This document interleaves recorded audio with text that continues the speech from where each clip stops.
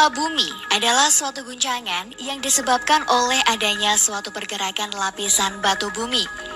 Getaran ini berasal dari dasar permukaan bumi. Ada daerah-daerah tertentu yang sering mengalami guncangan gempa bumi. Daerah tersebut adalah daerah gunung berapi aktif dan daerah di sepanjang lautan luas. Karena adanya suatu gerakan atau pergeseran lapisan dasar bumi dan meletusnya gunung berapi yang begitu kuat, pada akhirnya menyebabkan gempa bumi.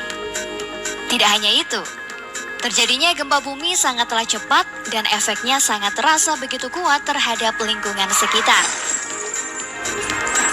Getaran gempa bumi yang sangat kuat dan menyebar ke semua penjuru arah, yang pada akhirnya semua bangunan menjadi rata. Bahkan, kejadian tersebut bisa membawa korban jiwa.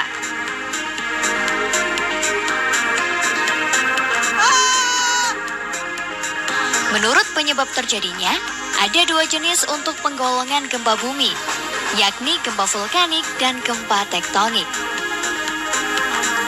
Penyebab terjadinya gempa vulkanik adalah suatu gempa yang disebabkan gunung berapi yang memiliki ukuran besar meletus. Gempa vulkanik jarang terjadi jika dibandingkan dengan gempa tektonik. Sedangkan gempa tektonik adalah lunaknya lapisan kerak bumi yang bisa mengalami pergerakan maupun pergeseran. Menurut teori tektonik plate, menerangkan bahwa ada beberapa lapisan buatan yang menjadi bagian dari bumi kita. Kebanyakan daerah yang berlapis kerak ini nantinya akan hanyut serta mengapung di suatu lapisan sama seperti salju. Pergerakan lapisan ini begitu pelan, sehingga antara lapisan satu dengan lainnya bertabrakan dan terpecah-pecah. Hal yang demikianlah yang menjadi penyebab kenapa gempa bumi bisa terjadi. Tanpa mengenal musim, gempa bisa terjadi di waktu kapan saja.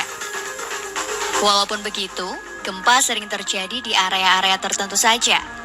Misalnya, pada perbatasan Plat Pasifik. Karena sebagian besar area tersebut dikelilingi gunung berapi.